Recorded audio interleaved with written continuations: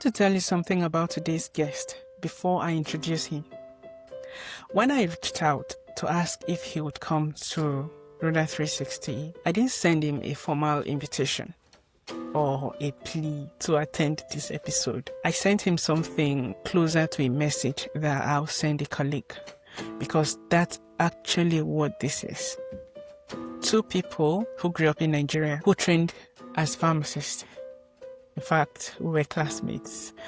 In fact, this person was my class rep back in the days. However, we both packed up and moved to a completely different part of the world to do a PhD in systems that nobody prepared us for. Or perhaps so. Two parallel journeys. His in the United States, mine in New Zealand, shaped by the same origin, landing in completely different realities. That conversation, involving two insiders comparing notes, that is what this episode is all about today. Stay with me. Don't go anywhere.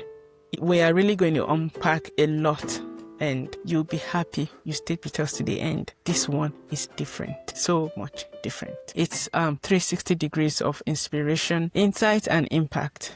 I am your host, Rhoda, and if you're new here, welcome. You've landed in a good episode to start with. If you enjoy this episode, you could go back to watch others. If you have any questions, leave them in the comment section, and I've attached my Instagram link to the description of my channel, so you can always reach out to me. For those of you who have been following the PhD Truth series, this episode is a continuation, although I have said severally that I was going to end the series. However, it keeps getting interesting. Questions keep coming in, and I keep getting a lot of interest about the discussions we're having in this space. We have spent the last several weeks going deep on the doctoral journey and looking at funding, well-being, time, identity. The things that nobody will actually tell you before you start, or even while you're in it, probably just be rigmaroling inside. And the response from this community has been extraordinary. You know, the comments, the messages, the number of people who wrote in via my Instagram to say, okay, oh, I thought this was just me, so I'm not alone in this. You know, all the engagement, the likes, everything has genuinely moved me, and I am grateful. Today we're expanding that conversation, moving beyond my own experience. And because I think one of the most useful things that I can do on this platform is bringing someone whose journey rhymes with mine. You know, same origin, same profession, same doctoral path, but still sounds different, right? That's the beauty in diversity. You know, a different country, a different system, a different set of shocks and surprises, and the small, quiet victories we hardly talk about or we hardly post on LinkedIn. And that puts us in this conversation together because it's open, right? It's warm, and without any genuine script that tells us what answer is right or wrong. It's just us being us on this conversation. Not performing for each other, not minimizing the hard parts, not pretending the journey was more linear than it was. You know, this is specific, this is real, this is open, and it's a kind of thing that could have changed the trajectory of either of our journeys if someone had given it to us before we left home. So sit tight, because we're about to take you on a ride. Let me give you the picture before I bring him in. There's a version of the African professional abroad story that gets told a lot. It's usually like person leaves home, example Nigeria, faces some difficulty abroad, works incredibly hard, succeeds, and is now here to inspire you on Roda 360. We've heard that story many times. Part of it is true, may be true for a lot of people, but then it leaves out almost the texture of the in-between, the part between living and arriving. When I say living and arriving, it's not being on the aeroplane. It's the confusion that comes with living. It's the recalibration, the specific ways that a brilliant person can feel completely out of their own depth because nobody prepared them for the system they just walked into. My guest today has lived some of that middle section, and he's willing to talk about it honestly. I'll allow him to introduce himself later. However, he's a Nigerian-born, Nigerian-trained pharmacist, someone who went through the same rigorous and demanding formative pharmacy education that I did. He moved abroad for his doctoral studies, a PhD in the United States of America. He has navigated a different academic culture, a different financial reality, a different social reality, a different experience of being African, not African American, being African in a country that, where that distinction matters in ways that may take time to understand. And this is a part that I'm like most interested in. He has done all of this while staying deeply connected to who he is. I see a lot of his pictures on social media, wearing his Edo regalia, and I'm amazed because, guy, how do you do this? So please help me welcome to Rhoda 360, Osage Emokpai. Osage is a doctoral researcher in biological sciences at the University of Alabama. And of course, he'll share the area of his research with us later on. He's trained as a pharmacist in Nigeria, where he completed his master's degree also. He practiced clinically in the hospital setting and worked as both an associate and adjunct lecturer positions before making the decision to pursue his PhD in the US.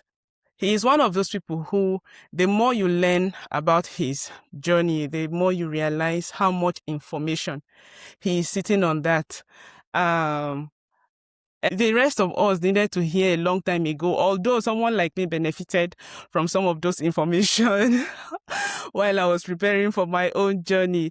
So Osage, welcome to Rhoda 360. I'm so glad you're here. Thank you very much, Rhoda. Very happy to be on your podcast. Thank you. So how do you feel? I feel good. Very nice to see you after many years. I think this is the first time we'll be having a video call in about 7 years thereabouts. So very nice to see you. Yeah. Okay. One quick question before we go to the main one, something that has been bothering me positively. Yeah. What is your ish about academia? Why the love for and the passion for academia? Because you started this thing years ago, like over a decade ago. What is the passion behind this? That's a good question. I'm not sure if I have a complete answer, but I would say because I'm still currently being trained, there's still a lot I need to know as a scientist. But I would say I've always liked to teach and to ask very interesting questions I thought were interesting to me. And I've always wanted to be among a community, a group of people that, try to answer these questions. So I've always liked, those settings, and I knew what I wanted to do after my B.Pharm, which I did by getting a master's degree, and currently I'm being trained as a PhD. So yeah, and I would say I'm called for this. Yeah. So that's what I have to say. Well, some of us already knew you're called for this. That's why someone like me always called you a professor. Because that was just the right name for you, right? Because you were just so much, you just had this, love and vision for being an academic that many people did not have then. And then again, so when we finished, you created this WhatsApp group and you included all of us. Now, guys, Osage has held different leadership positions and many of which we cannot mention in this episode. Maybe if he comes again, yeah, we'll drill him in that aspect. But the class WhatsApp group you created back in 2014, I guess. What Wow, was you your still vision remember? for it? Yes. Yeah, because I wanted us to stay as a group. I wanted us to keep in Okay. touch, and we were just finishing pharmacy school, and we had a lot of uncertainties. So, Okay. and we were a great group. We were a Yeah. very great group. So, Vibrant. Yeah. yeah, very vibrant too, and Mm. diverse in many ways. So, I wanted us Yeah. to keep in touch, and I wanted us to be able to help each other navigate our different trajectories. So Yeah. that's simply why I created a group. Yeah, Oh, did you think it had something to do with like encouraging people to um check the academic trajectory? Yeah, a little bit, Mm-hmm. because, like I said, we were a diverse group, so not Yeah. everybody wanted to be in academia, not everybody wanted to get a master's. Some people were Yes. interested in business, some people were interested in Mm. clinical practice. So, but generally, I think just like you said, it was meant to also encourage us in our different paths and Yeah. to help us connect with each other. No man is an island, one way or No, the I other, we don't. need, Mm. people.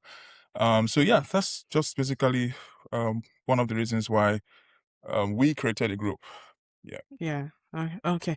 So let me start with the version of the story that you would tell someone you actually trust. Of course, this is going to be on YouTube and social media. But then, take us back to the moment you made the decision to leave Nigeria and to do this PhD thing. What was actually going on for you? Um, I first of all, I've always known that I wanted to do this, so I knew what I wanted even back while we were in pharmacy school, Yeah. and so I knew that I had to get things, I had to get information, I have to keep in touch with certain people, my mentors Yeah. back in Nigeria. Yeah. So yeah, so I had to, so I got all these, and I had to try to put myself in in different positions to be able to navigate my way to getting a PhD scholarship in the US. And this wasn't easy. Mm. This wasn't easy. I was very intentional about certain things, like Mm. attending local workshops, trying to do local research, and Yeah. also networking with people, networking with mentors. Yeah. I kept in touch with our professors even after we graduated from pharmacy school. Yeah. So I would say I was very intentional, even though sometimes there were times I wasn't so sure because of some environmental constraints, Yeah. but I want to Mm. say I pushed through, and I'm also thankful to God that I was able to navigate all of those paths, and I'm still learning even as a Yeah. PhD Yeah. student. So this is not like Yeah. the final destination for me. So yeah. Okay. Walk us through your journey, where you started in Nigeria and where you are now. Okay. I graduated in 2014 with a Bachelor of Mm. Pharmacy degree at Nigerian University, our alma mater, right? And Yep. after that, I proceeded to the University of Ibadan because while we were in pharmacy school, if you remember, I was always interested in mechanisms of drug Yeah. action. So Mm. I got a master's in pharmacology and therapeutics, but I focused Yeah. on neuropharmacology, the study of how drugs alter central nervous system functioning. Okay. So after that, I got a job in UBTH, University of Benin Teaching Hospital, a tertiary hospital in Nigeria, and I worked as a clinical pharmacist for 3 years. I I was involved in many activities while as a hospital pharmacist. I helped to train interns, interns on rotation, students on rotation, interns on the pharmacy internship program. Okay. And but while I was a clinical pharmacist, I still had a flair for academia, like I earlier mentioned.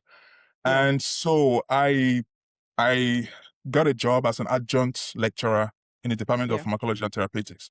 I actually took up this job because I wanted to also give back to my alma mater, Mm. and I just naturally liked to teach what I know. So it was voluntary. Like I just thought I wasn't paid for this job Yeah. initially, Okay. and so I did this for almost 2 years, 1 year and 6 months thereabout. And afterwards, I also got an appointment with the Department of Pharmacology and Toxicology at the University of Benin. Okay. as an associate lecturer. In fact, I was preparing to teach my first class in opioid pharmacology before I got my scholarship before I left for the US. Oh, So okay. yeah, so I've had a bit of clinical experience as well as Experience. some teaching experience. Yeah, and then I got my scholarship because I knew I wanted to be in an environment that will encourage me to be the best version of Mm-hmm. myself. And thankfully, the US is a perfect place for that. Yeah. And yeah, and I came here and I've been training to do new things. I've learned new skills.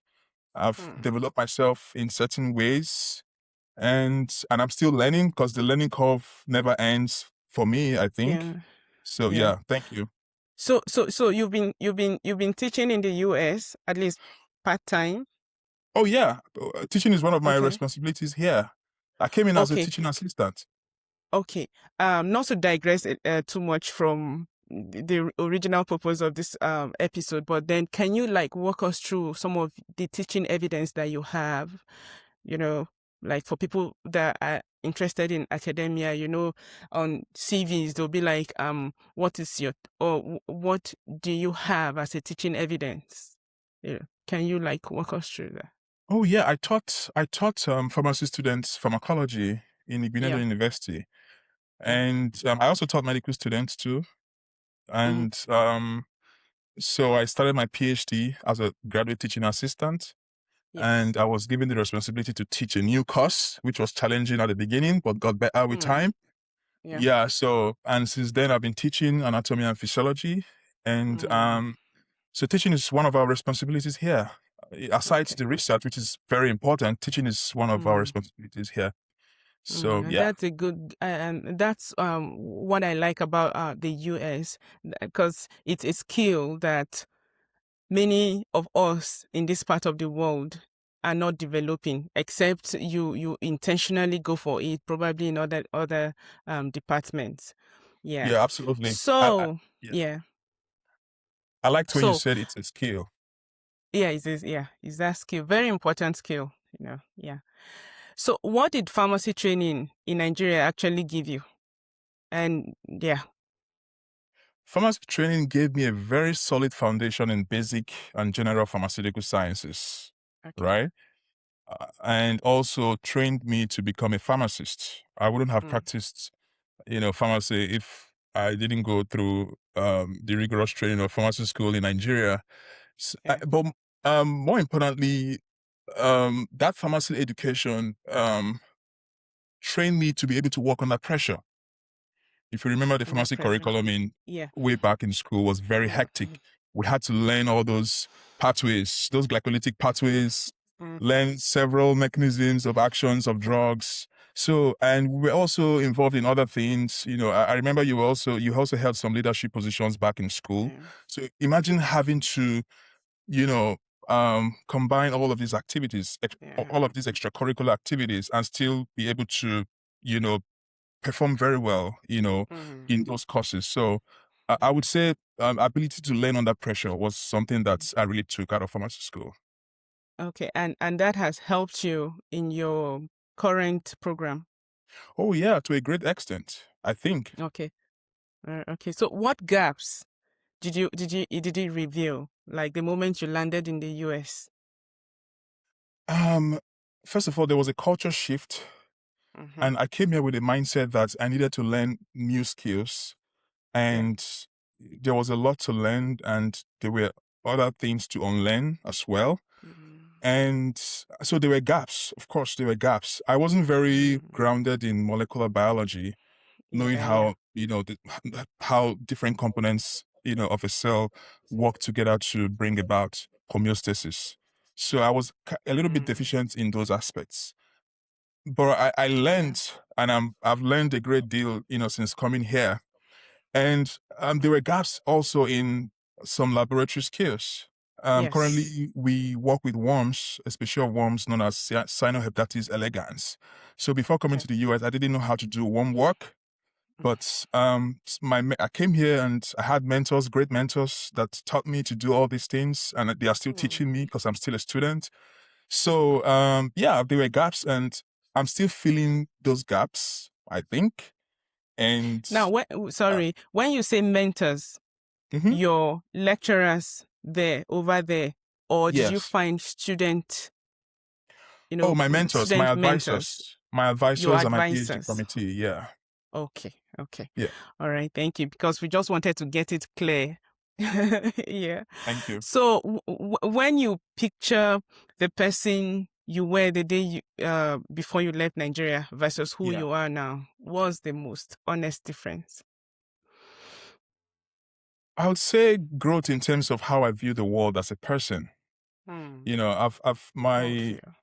yeah, my worldview has broadened a little bit, Yeah. and um, I've learned to keep an open mind in situations.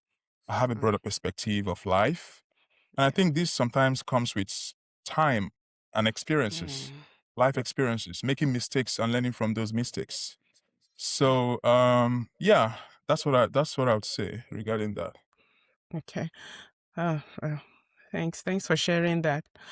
And So, also, I've what? so sorry, Okay. sorry, just to, I've also acquired new skills I never had, before coming here. So that's also very Yeah. important. Mm. Even developing that teaching skill, because you Yeah, had started teaching already in yeah, Nigeria, you had started yeah. with little bit of research Hmm. aside the undergraduate stuff that we did. Um, so even developing it and expanding it, it's one skill many people do not have. Yeah. Even many other PhD students across the world outside the US do not have. So it's a really great opportunity that you got. Yeah. Thanks to So, God. but yeah, I just wanted to ask, when you landed in the US in the university system, what was that one thing that hit you first that nobody warned you about? Um, I'd say the fast pace of things. Like things move Yes. very fast here. People are very busy, and that's why you Mm, have to be very respectful of people's time. time. I remember my Mm, first semester was so hectic and fast with the many assignments and me having to teach a new course.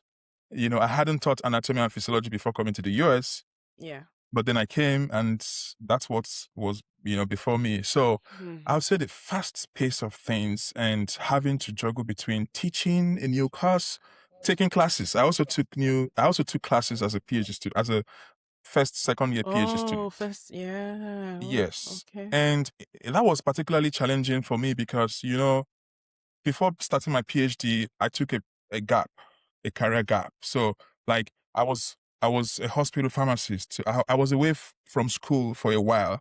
For a I was while. away from being a student for a while. And then imagine having to come back to the classroom again and Yeah. having to take courses. So, Mm. but then, yeah, it got better with time.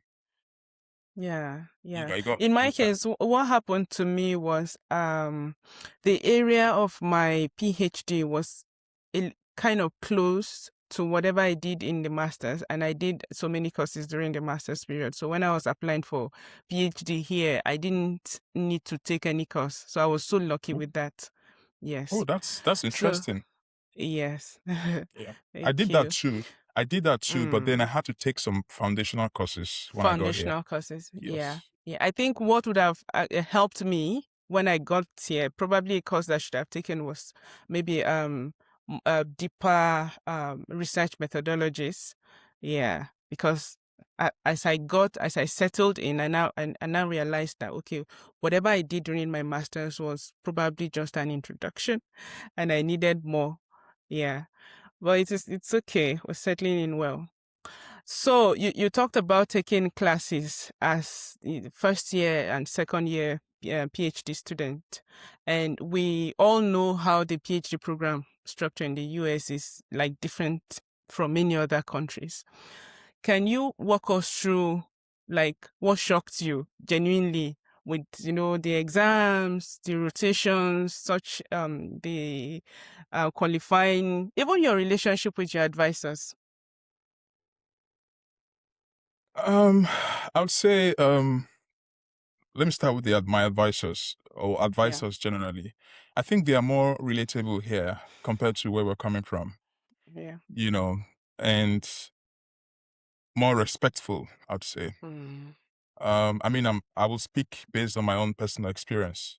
because people might have their own views. Diverse. Yeah. So, but me personally, I think my opinion would be that mentors and advisors are more respectful and I think relatable here compared to where we're coming from, compared to Africa. But Yeah. I mean, there are pros and cons to these things. So yeah, that's just all I would say. But in terms of Okay. structure, Yeah. I think there are differences, very obvious differences, and differences in the sense that things are more advanced and learning is more. Um, the goal is on for you to learn and learn, why things work. So you're not Yeah. just learning to pass your exams or to get good grades. Exactly. That's also very good. But now, as a PhD student, you're learning to understand the why behind everything you're doing. All right, the Yep. why behind the science, which is very important. Okay, Mm-mm. so that's a huge shift, compared to what we were used to back home. Mm-hmm. Now there are advantages on both sides, right? So I'm just letting you Yeah. know, Yeah. how things are structured here based on my personal experience. Mm. And there are options. There are options. There are options for you to choose, between courses you think you might need. Okay. For example, here in my department, if you wanted to improve your writing skills, there are courses that could help you achieve that. If you wanted to improve your presentation skills, there are courses for that. So, excuse me. So you have to evaluate yourself as a student and ask yourself very genuine questions. You know, what are the areas that I need to improve on? What skills do I need to learn before I graduate? Because as a student, you could be excused from a lot of things, right? You could be pardoned as a student. But when you finish, when you graduate, when you go out there, the outside world, and you do not learn, and you have not learned things that you ought to have as a student, you might not, have that level of pardon. Yes. So, yeah, so there are options. There are options, and some people are also very patient with your learning and growth as a student.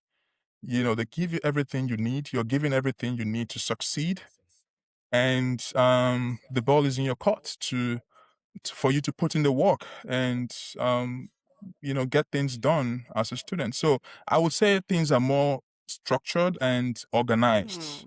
And most people here, especially in my department, want you to succeed. I'm in a lab that my mentors want me to succeed. They want people in the lab to succeed, so they give you everything you need. They provide you the enabling environment to succeed. Yeah. And How do they communicate feedback? Oh, good question. Well, feedback could be via meetings. From time to time, we have lab meetings. Feedback could be via emails. Okay. It depends on what's convenient for everybody. Okay. So, And in communicating feedback, most PhD students don't know how to take criticism. feedback from Yeah, criticisms. yeah, So, what have you had to unlearn coming from Nigeria about this? yeah.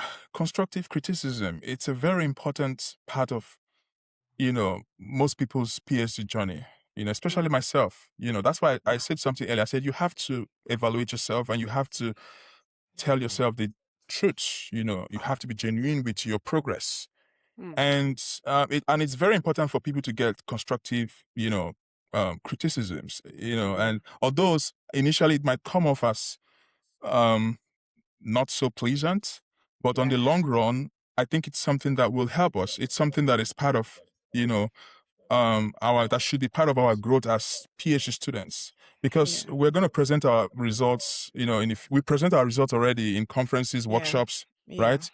And but when we graduate, we're going to talk to a broader community, and we're going to, talk to people about our research, and tell people what we have done.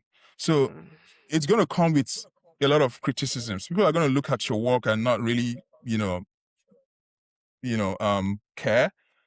And so how you respond to all that matters a great deal. How you respond to all that matters a great deal. So that's why, but when you get used to, receiving, constructive criticism from college as a graduate student, it makes things easier when you graduate and you go outside there. the outside world. The outside world is not very forgiving, At so all. yeah, Yeah. so I think it's something that's very key to our journey as PhD students. You will be criticized at some point. It's part of life, you have to learn to cope with it. You also have to learn to, accept things that will make you grow as a person. Yeah. Sometimes people criticize you because they want you to be better, right? Mm-hmm. So Yeah. that's just what I have to say. Okay. Yeah.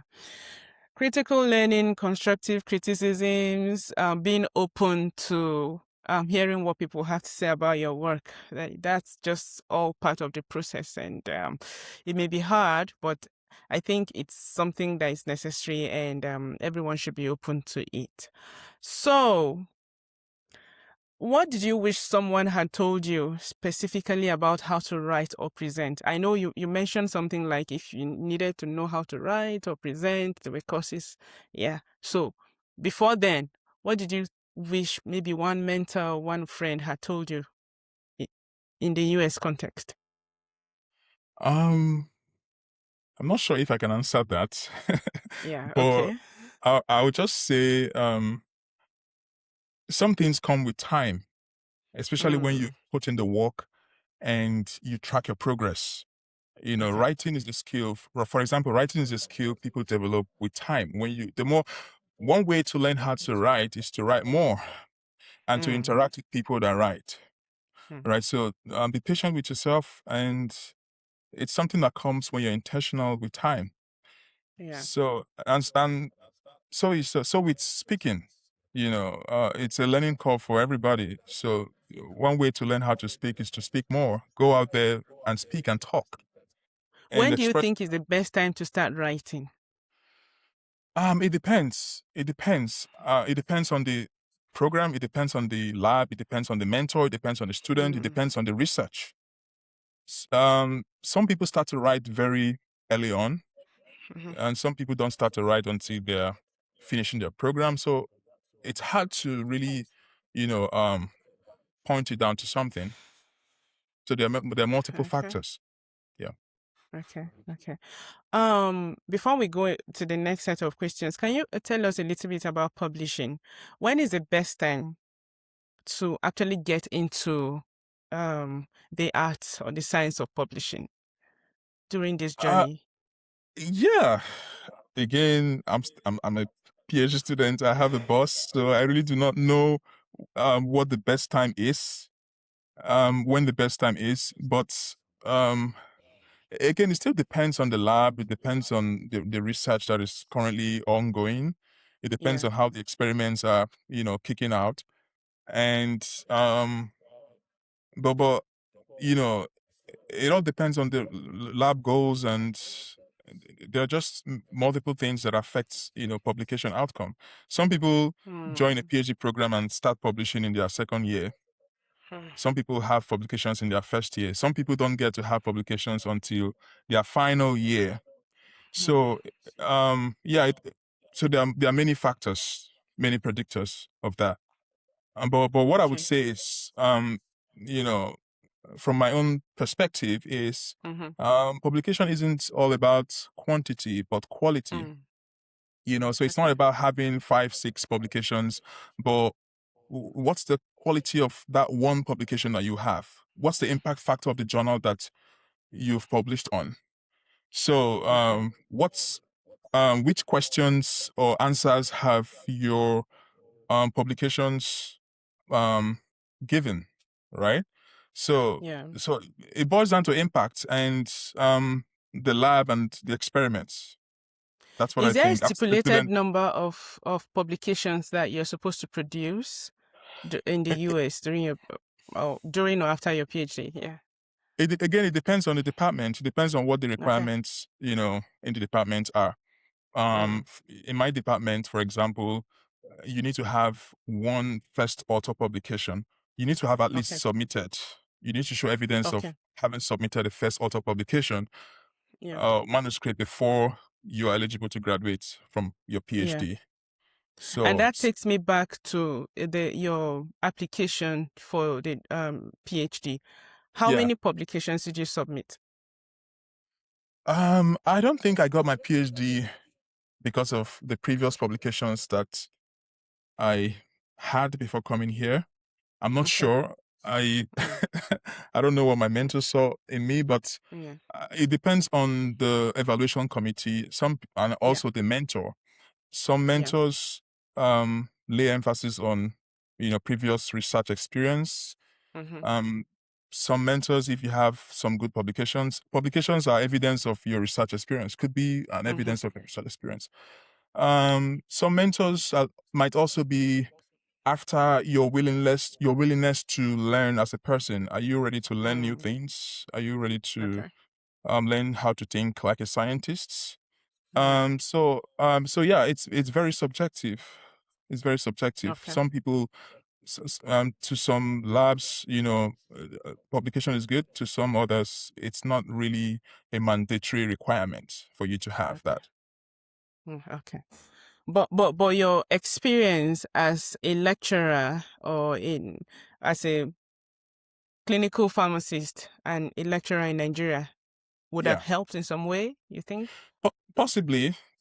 I Okay. think. Yeah, I Okay. think. Maybe that was a factor. But Yeah. I prepared myself.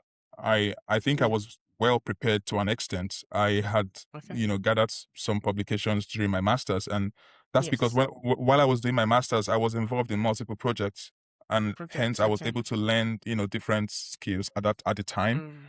So, Yeah. and I was also the lab I was at the University of Ibadan was a very Mm. cost and visionary lab, Lab. and Yeah.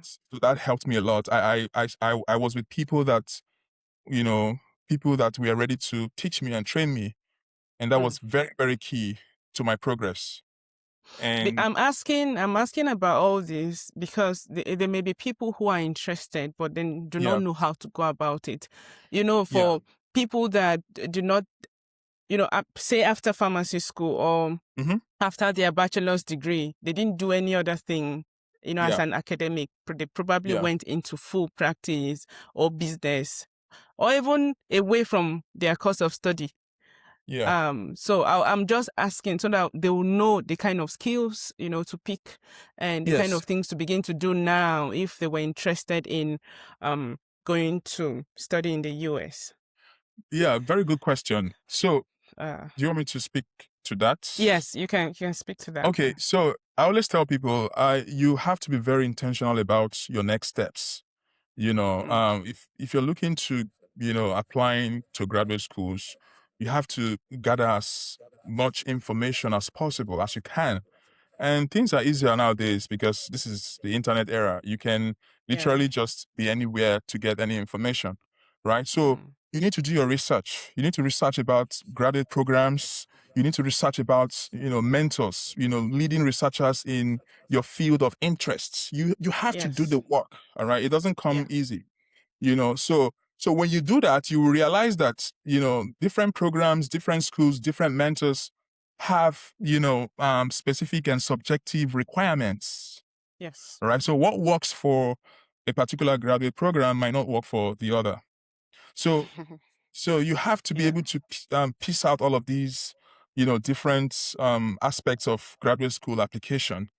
Yeah. And, some graduate programs, for example, focus on research experience. If you Mm, have publications, that gives you an advantage.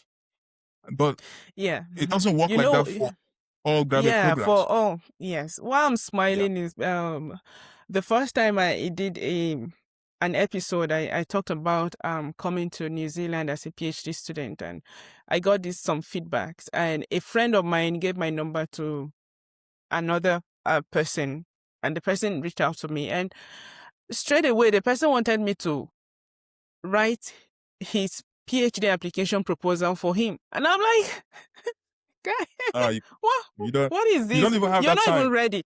Yeah. Aside the time, you're not even Yeah. ready. It means Yeah. what if you can't sit to do Yeah. your research and put in a proposal yourself. I was even, I was even ready to like receive the proposal and be a reviewer for him, at least matching the New Zealand context, academic context, requirements, what they will need and everything. However, the guy was not just ready. He just wanted me to, how can I develop a proposal? I don't know you, Yeah. guy, Yeah. Most you people don't know, realize that, you know, no one is going to do your homework for you. You have to put and in the work. oh, What people will help yeah, you do is to guide you and maybe support you with the necessary information. But yeah, the onus is on yeah, you to, drive things. You have to be the one to do all the work. You have to do your research. You have to be very, very articulate about, the schools, the programs, the mentors that you are mm. considering applying to. Right. So, And and yeah, and that's why most of them waste so much money trying to get agents and people outside yeah, to do that work for them. And yeah, at the end of the day, they are frustrated. Even if they get into the program, they are frustrated because that is yeah, not what they would have wanted to do in the yeah, first place. absolutely. Anyways, yeah, let's move on quickly. So when you look at African professionals Yeah, moving abroad, either for academic or professional advancement, yeah. what's the most common mistakes that you see even before they leave? Um, I'm not sure if I'm the best person to answer that question because Okay. I haven't been here for a very long Yeah, time. long I've time. only Yeah. spent 4 years in the US. Yeah, But that's a from my long own, time. well, it depends. Yeah. Still feels like yesterday to me, though. Yeah. Um, yeah, I just from a personal point of view, I think people, not just African professionals, but people generally considering relocating to a new environment, is you have to be Mm, flexible. You have to be open to learning new things. mm. Yeah. There's a saying that it's not the strongest of species that survive that get to survive, but those that Mm. are willing to adapt to new things, Adapt. adaptation. Yeah. Mm. Because sometimes there are, not just sometimes, most often, there are uncertainties, right? Even if you have a plan, you're not sure if your plan would work. Yes. So what do you do when those plans don't work? How do you adjust? Mm. How do you adapt? So my what I'm trying to say is it makes very good sense to be very flexible if you're moving to a new Mm. environment, and Mm. respect the laws of the environment you're moving into, Mhm. respect the people, Mm. respect their culture, and Mm. be very open-minded. Now, Mhm. be very open-minded doesn't mean you should lose your values as a person. Yeah. Doesn't mean you Yeah. should lose your identity. I mean, you said earlier on that you see some of my pictures, of me wearing Yeah. my local attire, and Mm. that's because I love my culture. I'm from Benin Okay. City. I love my culture, Yeah. and I think to a great extent, I've learned new things since coming to the US, but at the same Mhm. time, I have kept my culture with me. I have represented Yep. I try my best to represent my culture. And Mm. that's what I would tell people to, if it works for them. Yeah. Yeah, Okay. In preparing, you know, people, we talk about logistics a lot on yeah, social media right now. There's yeah, a lot of information about visas, yeah, flights, accommodations, yeah. admission applications. In all this, do you think there's something deeper that people are missing in preparation? Um, I think it boils down to information, how informed people are before traveling. Yeah. You have to be very informed. You have to keep in touch. I Mm. remember when I was, preparing to come to the US, Mm.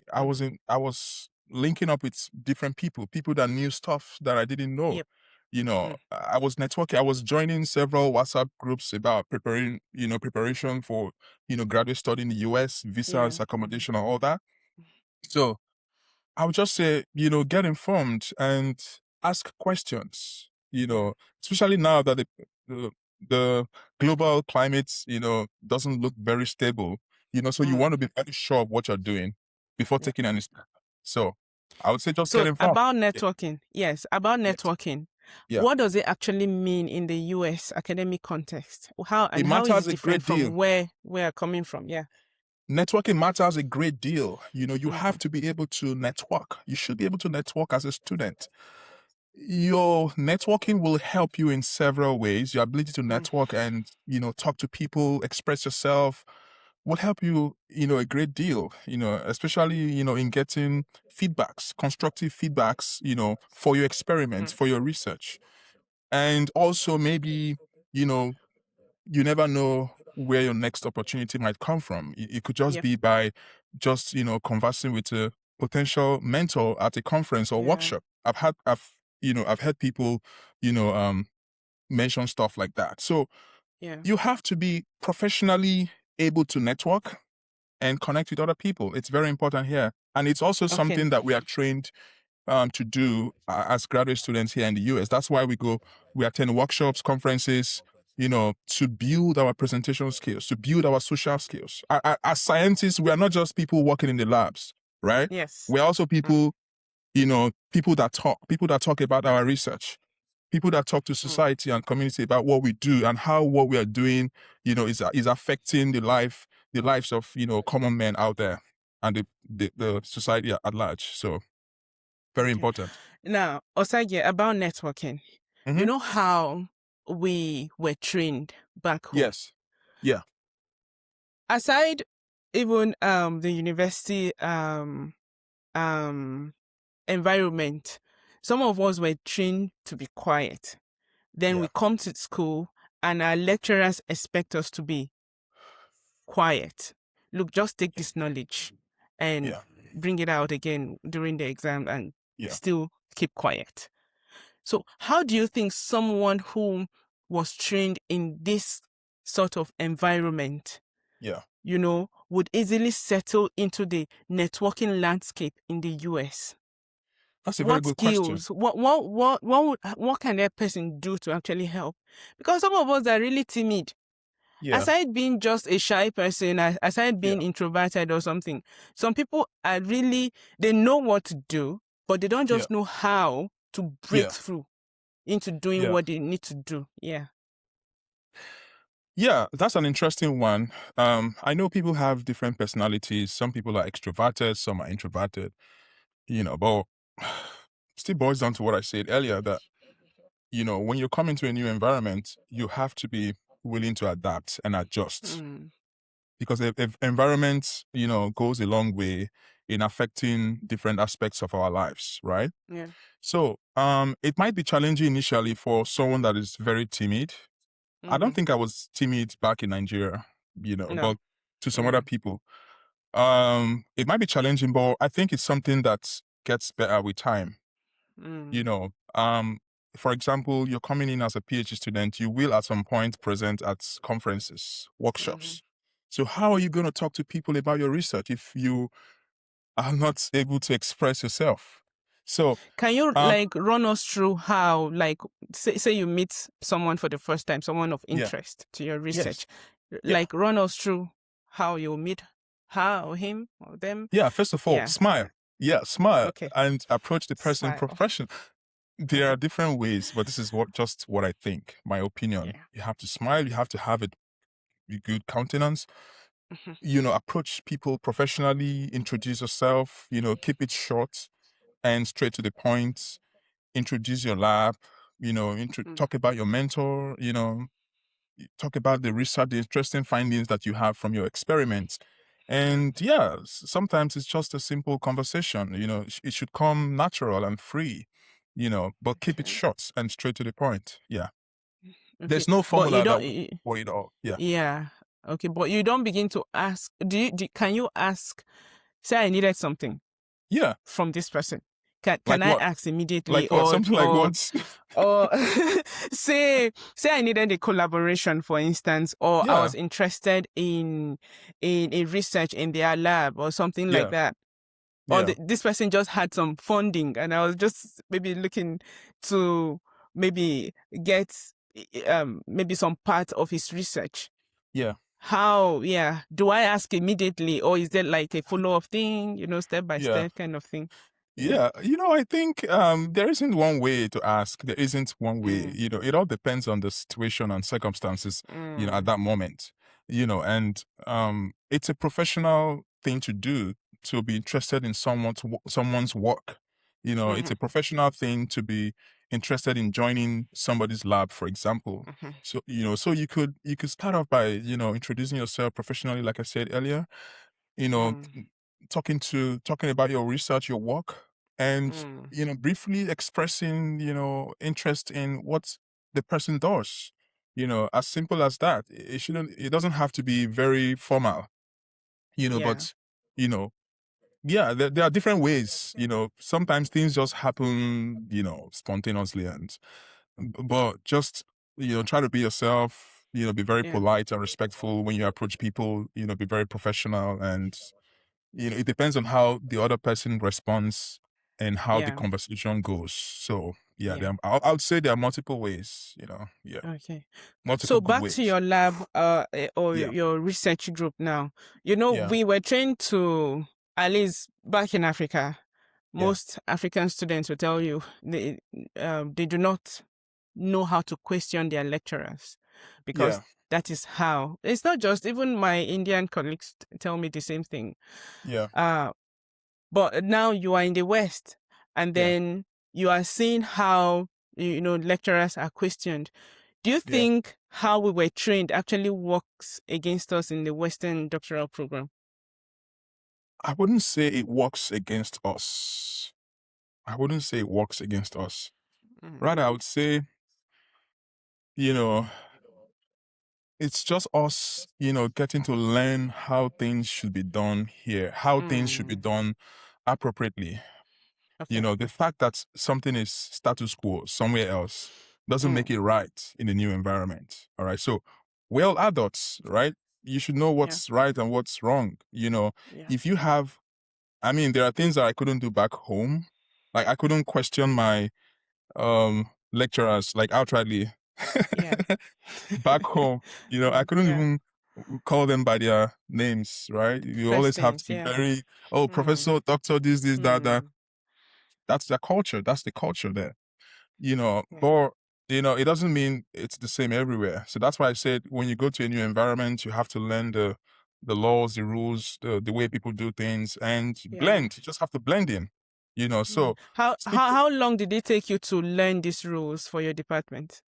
Um, I'm not sure if I've learned all the rules. I'm still learning. Okay. Okay. I'm still I'm still All learning. right. Yeah, but Yeah. it takes time. You just have to be observant, observe and Yeah. watch what's going on and see how Mm. things are being done and be open to learning new things and adapting to the new environment. So I'm still learning. I'm still adapting, and it comes with time. Yeah, that's what I would say. It comes with time. Okay. So, during the PhD programs, it's not Yeah. everyone that finds it easy with supervisors or Yeah. advisors in your case. Mm-hmm. And I want to talk about moving labs. Yeah. When there is a problem, when a PhD student think they cannot stand their lab or their lab mates or even their supervisors anymore, how do they go about moving labs? Oh, that's a very complex Mm. situation. That's a very complex situation. And I don't know if I'm in the best position to speak to that, but Yeah. I will attempt to give my own views. Okay. Um, I can only speak based on my personal experience. Yeah. And I haven't been in a toxic. My lab is not a toxic lab. My lab has been Yeah. very supportive of my growth and progress as a Mhm. scientist and Mhm. student as a student. But it doesn't change the fact that there are toxic environments out there. It doesn't change Mm. the fact that there are bad mentors out there. Mm. And what do people do when they find themselves in those situations? Um, Honestly, I really do not have a complete answer, you know, to that. And that's because it all depends on the situation. Sometimes if you're not there, you really cannot speak to what's Yeah. happening. You have to be there to know what's happening, you know. But some people are just lucky.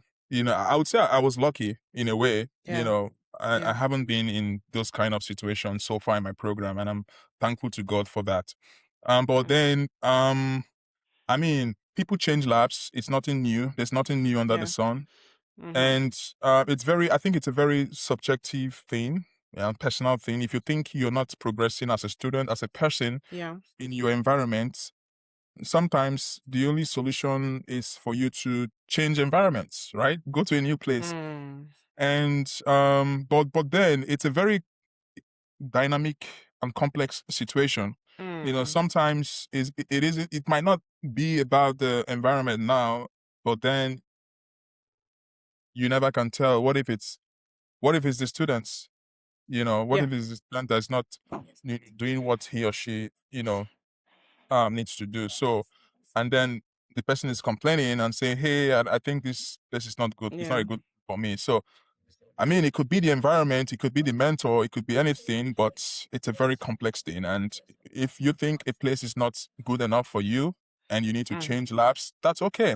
It happens everywhere. Okay. People do it. Okay. People do it and sorry, people do it and go Yeah. go to places and do really great stuff. Great. Okay. So Hold your yeah, thought there. So yeah. in this context, what makes a good mentor or supervisor and what makes a good student? Ah, those are two interesting questions. What makes a good advisor? Oh, okay. Yeah. Um, from from my own opinion, someone that supports your growth, Yeah. all right? Someone that wants you to succeed.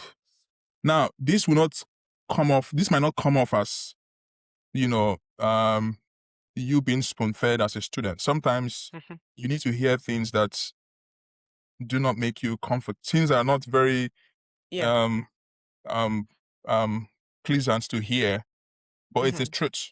All right. Sometimes you need to hear those hard truths to be able to get better as a person, to be able to improve Mm. yourself as a person, as a scientist. So, but when I say good mentor, I mean someone that tells you the genuine truths, someone that is Yeah. there to guide you, someone that Mm. wants your progress, and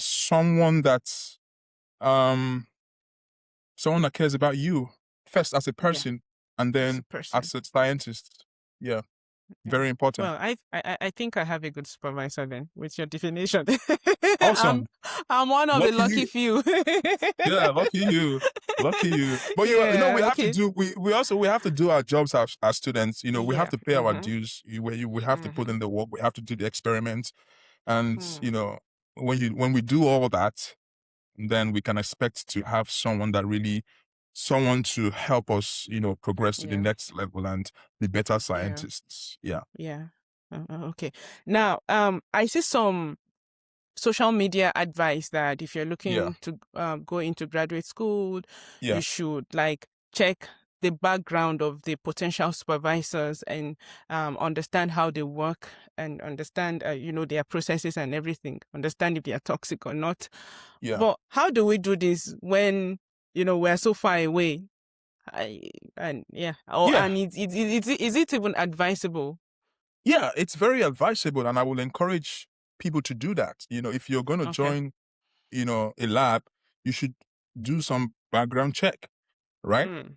That's how the PI or the mentor is also doing some background checks on On you. you as someone that is about to Mm. join his or her lab. So you should also do a background check on your potential future mentor.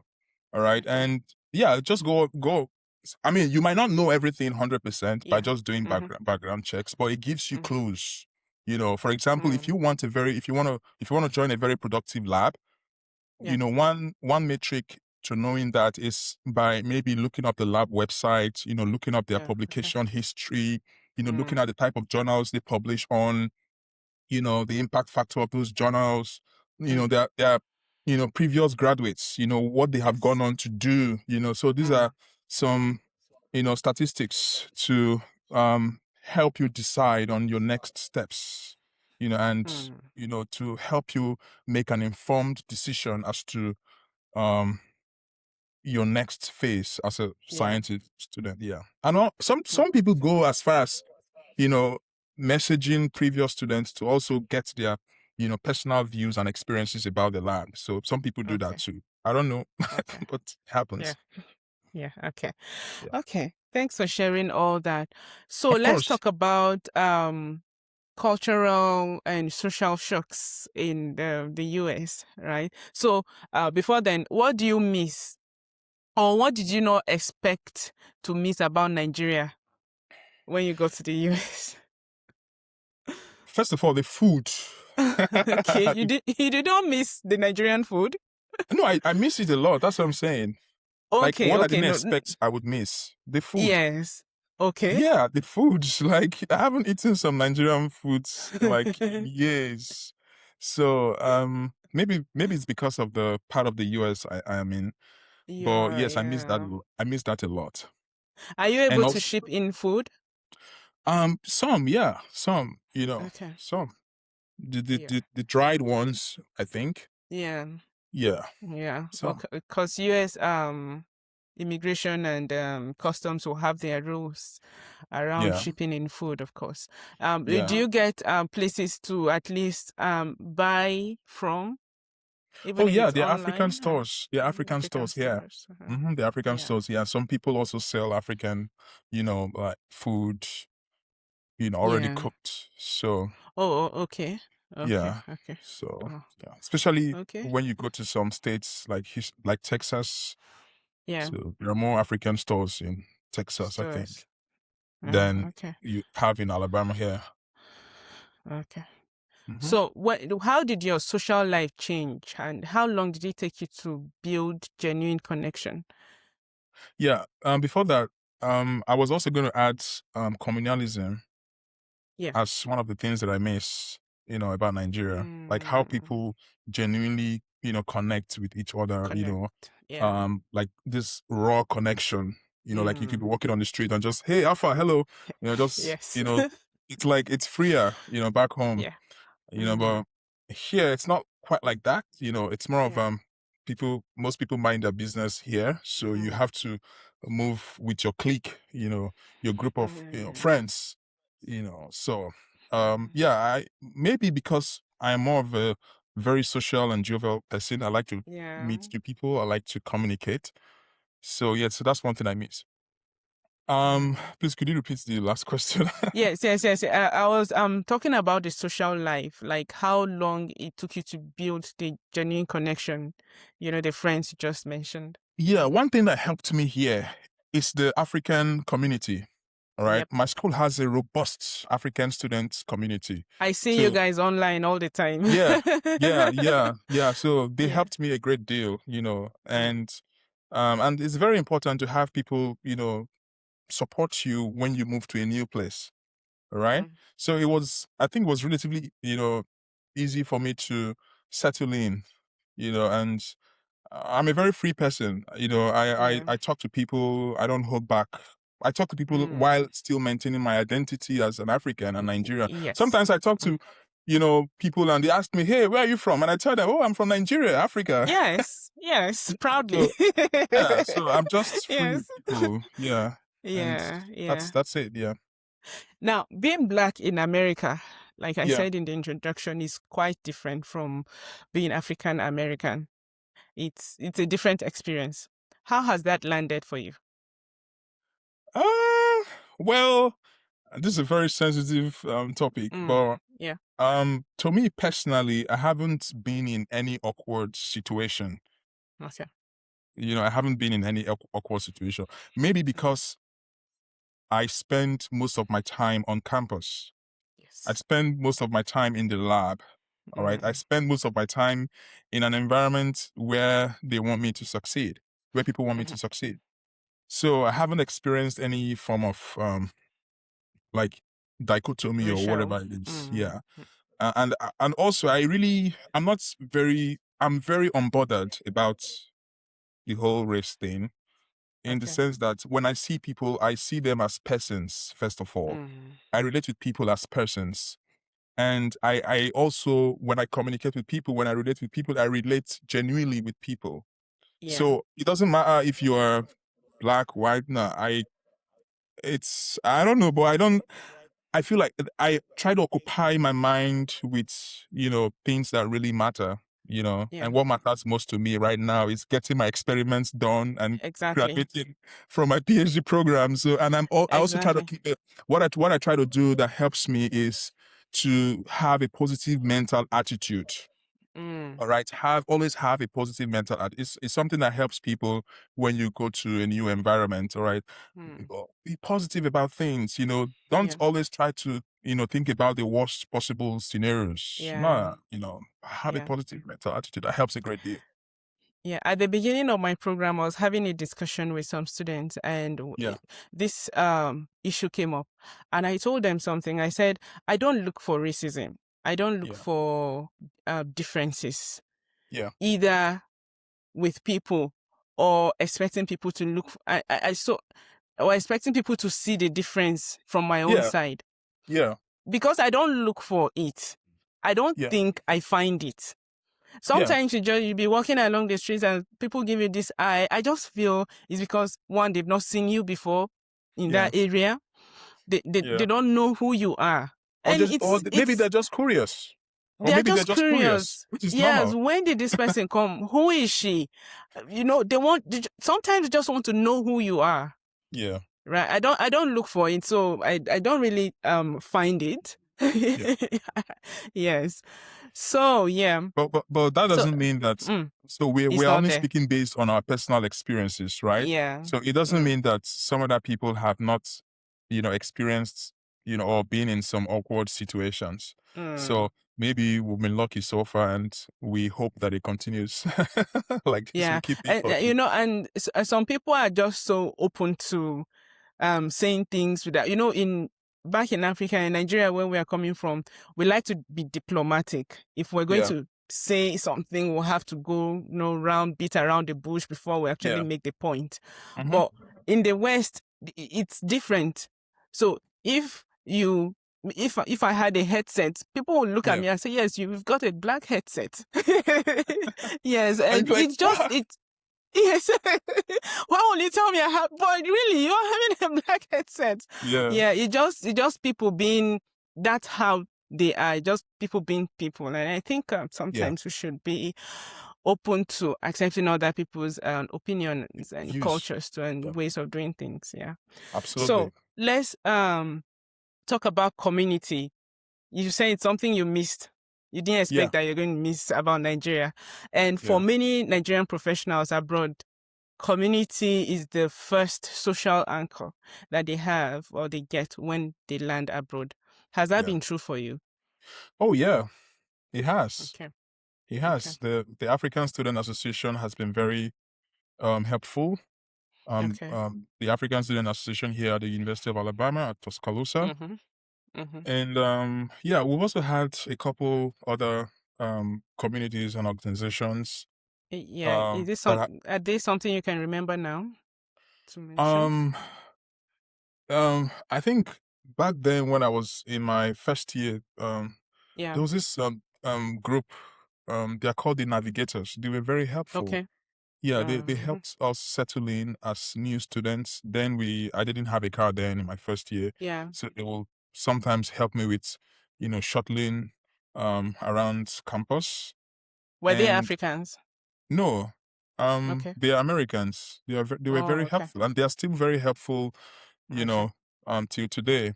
Um Mm. yeah, and yeah, those guys really did a lot for us as new students. Yeah. And I mean, you have to give them credit for that. Credit. Okay. And Yeah. yeah, I attend the local church here. Yeah. Sometimes I don't go to church every Sunday, but the few Yeah. times I go, it's always worth I it. think that happens to a lot of us, right? I don't know why. Seems, yeah. Okay, probably it will be network. I need to get settled. Okay. Okay, so let's just go on to identity. How did you maintain your Nigerian identity? Yes, that's one question I always wanted to ask.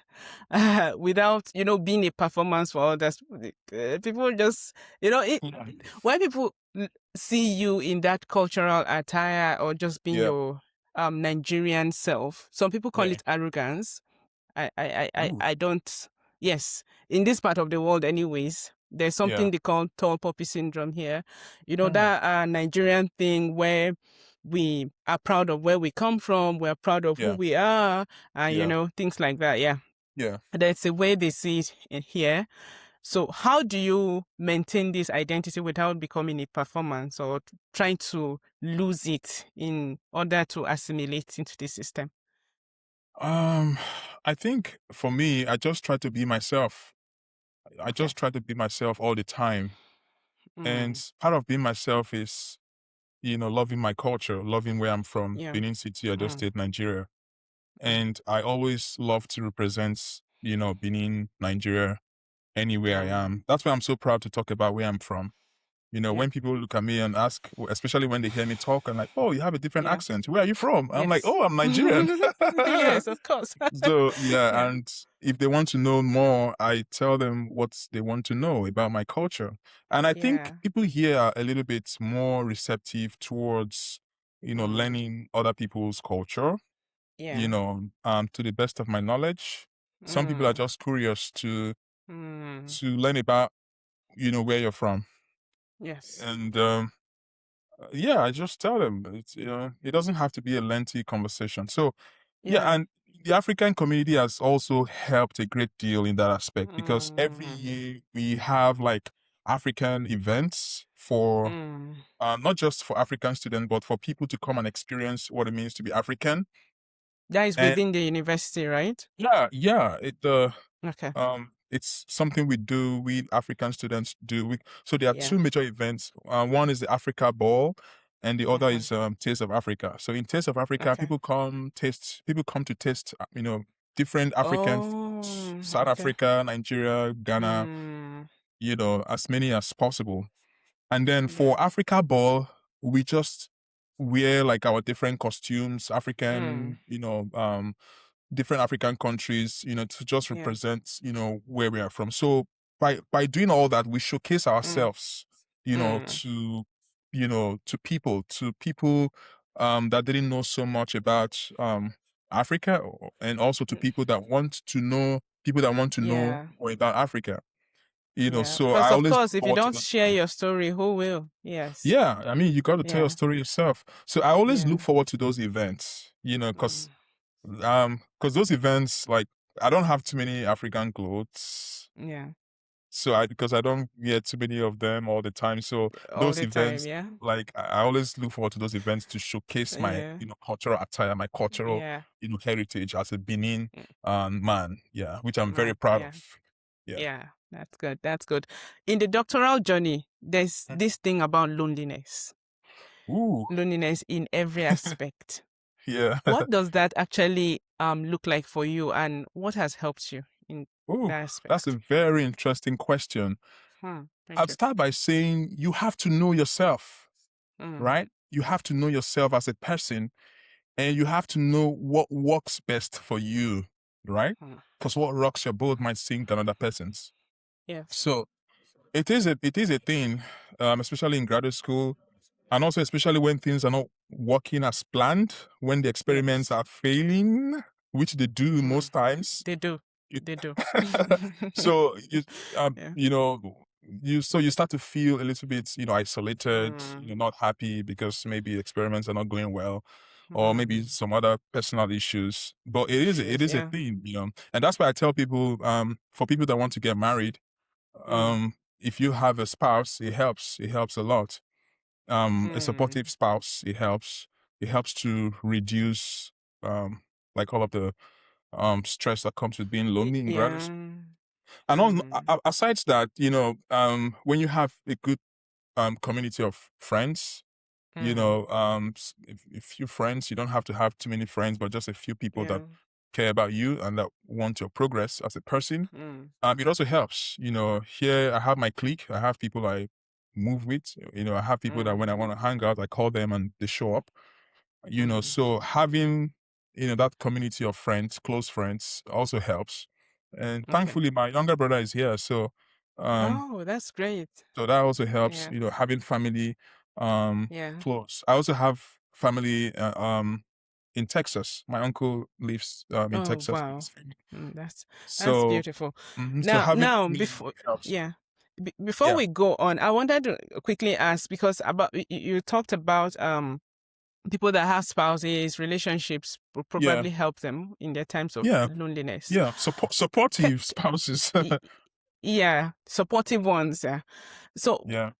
there are people that tend to that think that the doctoral journey, the PhD journey requires that you drop other aspects of your life, your Yeah. social life, family Yeah. life, businesses or career, whatever you have, to just Yeah. focus on the PhD. There are Yeah. people that define a serious PhD student as someone that, wakes up in the lab, sleeps in the Yeah. lab, just is just there, focused on it. What do you think about Yeah. it? Um, you Because know, PhD is a long time. yeah, it's a Yeah. long time, Yeah. completing a PhD in biological sciences, in the US, sometimes takes, you know, average of 5 years. Some people do Wow. it in 6, 7 years. So it all depends. So Wow. it's a long time. That's half a decade. So Yes. what I tell people sometimes is half a decade is too long a time to Mm. pause, other aspects of your life as a person. Yeah. If you Mm. want to fall in love while doing a PhD program, do it. Fall in love, get Mm. married. Yeah. Um, it's yeah. I think it's those things should be a plus and not Yes. a hindrance to completing your PhD program. I just mentioned Yeah. that having a supportive spouse, could be Yeah. very helpful to Yeah. helping with the stress that comes with loneliness and Mm. isolation and while doing a PhD. So Yeah. yeah, so I tell people, do things you want to do, have fun, make that Mm. trip, Mm. make that trip. And life is too short. Life is too short. Too Nobody short. knows tomorrow. Tomorrow isn't Yeah. promised, right? So Yeah. people also people are too stressed in their PhD programs that Mm. they develop some form of illness as a Yeah. result of the stress, Yeah. caused by the rigorous, The training, program. Yeah. Mm. and it's a whole lot. And people also have to know their coping mechanisms. You have to know Mm. your coping mechanism and know what works best for you. How well you are able Yeah. to manage stress matters a great deal, right? So, and people have different ways of managing stress, right? Me, for example, when I'm stressed, I like to hang out with friends sometimes. I like to Okay. play pool. I like to Yeah. play, so just do what works for you and try to stay mentally sound. Very important. You have Mm. to protect your mental health while being a student, How because do you do that for yourself? by knowing what works for you and knowing your coping mechanisms. For Okay. me, I hang out with friends sometimes, I like to play Mm. pool. It takes my mind Mm. off the science.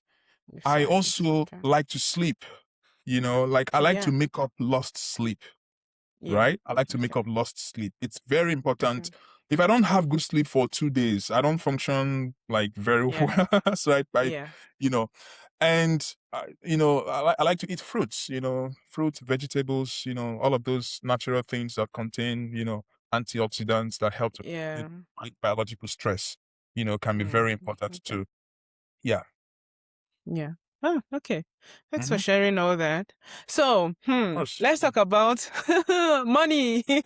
Money for PhD students.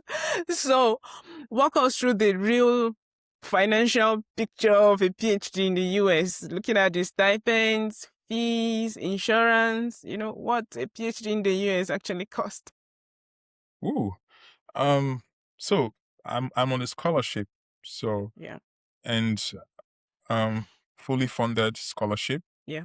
Okay. And to me, I think the US government and my department, my mentors have been so Yeah. generous to me Okay. to be able to provide me a full scholarship to cover my Yeah. tuition. And I also do have, we students also have health insurance too. So Okay. I think PhD students, I mean, I think I could be wrong, but I think PhD Mm-hmm. students should be okay. You should be okay. You should be Yeah. able to pay your rent as a student. You should be able to um eat decent meals. Mm. As long as you're not living way too beyond your means, you're not. Does this scholarship Okay. cover people with families too? Um, I mean, it depends on the size of the family, but yeah, Okay. yeah, you should be able to. take care of, one or two dependents, Dependent. So Okay. it depends on the people involved, as long as there is proper planning and, the two people that are being supportive, that shouldn't be a Mm, problem. A lot of my friends are married and, some of mm, them have their wives already with them. Some of them have yeah. kids and they are doing just Yeah. fine. So, if Mm, there's a will, there will always be a way. Is that correctly said? yeah. There's a Yeah. will, How there will always does be a way. health insurance actually work for Oh, a PhD student there? Yeah. oh, yeah. So we have a very generous health insurance. Like, Mm, shout out to the university, mm, and it's very, very. It's been very useful and important here. okay. And um, that's all I have to say. It's Okay. I cannot emphasize enough the importance of the type of health insurance that we get. At least compared Yeah. to back home where we're coming Back from. home, So yeah, or yeah, even yeah. Oh, okay. Let's look at sending money back home yeah, and managing the PhD stipend if one is on scholarship or yeah, GT has GTE rules. yeah, How how do you or how do people navigate, sending money back home and, you know, settling themselves yeah. back there? Again, I think it's very subjective. It's very Mm, subjective. Um, like I said before, you live a decent life as a student, mm, and also as a student, um, people are not expecting so much from you because you're still a student. You're not working a yeah, full time. It's not like a full time job, yeah, because you still have to do your personal research and all. yeah. But it all depends on the person, right? Mm, And I have family back home, and I mm, also have responsibility back home, so mm-hmm, which also demands a great deal of my yeah, finances. So yeah. it all depends on a lot of things. Yeah, that shouldn't be a problem. And there are applications that people use to send money back home, so Yeah, that shouldn't back be a home. problem. Yeah. Are there taxes for international students? Do you get to pay taxes Oh as yeah, I pay international taxes. student? Yeah, Okay. I do. Everything is taxed. Everything is taxed. Almost, Yeah. except Is gas. it I don't get to pay uh, taxes on my gas okay? when I buy gas for my car. Yeah, Yeah, but every that's other it. thing yeah, Every other you have to, thing. you have to pay your tax. You can't evade Wow. by not paying tax. Okay. So, what are the financial things you wish someone had told you before you arrived in the US? um, Again, there isn't one financial advice that works for everybody. All right. Mm-hmm. It all depends on you as a person. All right. Some Mm-hmm. people like to wear good clothes and maybe might Yeah. spend more on clothing. Some people like to eat good food and maybe might Mm. spend more on food. Some people just love cars. Some people Mm. like to save their money in the bank, and some people like to also invest. So it all depends Yeah. on you. What I would say is, just be good, live a good life, live a healthy life, um, work hard, grind, but also eat well and stay healthy, stay mentally Mm. focused, and you should be good financially, as long Did as you you have don't. to register in any gym? Me? Yes. I haven't registered in any gym. I Okay. Yeah, so because I, I I mean, I once in a while I play, soccer with my Yeah. friends. Once in a Oh, while, okay. I Yeah. also do some outdoor workouts. Sometimes I Yeah. jog, even though I haven't been doing a Mm. lot lately. But once in a Mm. while, I try to just do some outdoor, workouts. Okay. Okay. Yeah, Okay.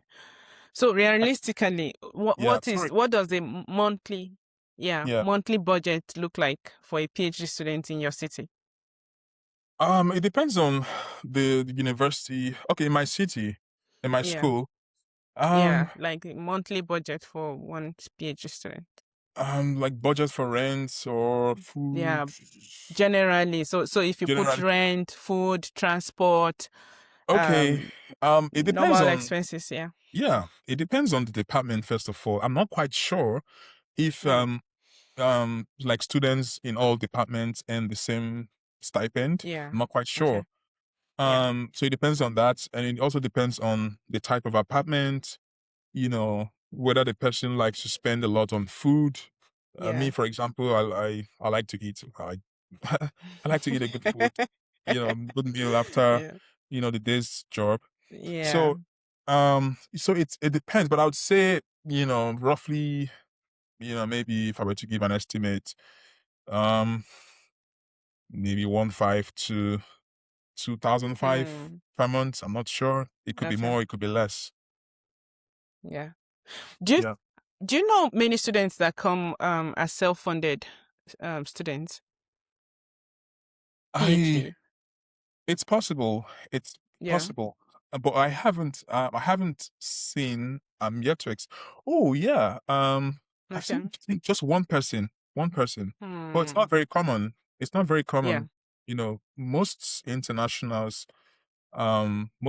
PhD students usually would have a scholarship. If not full Yeah. scholarship, maybe partial scholarship. Yeah. Yeah. And that's one good thing about the US, right? Because of the unlimited, if I will say that, funding opportunities. Oh Over yeah. here it's not like that. Oh yeah. So there's a Very. quota of scholarships that are given to students every year. Yeah, here. Yeah. So if you don't get in fact, as of last year, people that were reaching Yeah. out to me and wanting to come over to the Yeah. University of Auckland did not even Mm-hmm. secure scholarship. Yeah. Wow. So you find most potential supervisors saying they do not have funding, and the university quota had expired or was filled. So yeah. So that's so although in New Zealand the Yeah. PhD tuition fee is as per domestic rate. So you Hmm. pay whatever domestic students are paying for their PhDs. But it's okay. I think I won't say better, but I think it's really helpful what the US is doing. Yeah. Yeah, really supporting international students Yeah. financially. Honestly, yeah, I agree Mm, with you. I would yeah. say um this is one way the US stands out, being Mm, generous with scholarships, yeah. and I'm just thankful. I'm just thankful and grateful that I was Yeah. able to secure one, for myself. And Yeah. thank God for that too. Yeah. Yeah.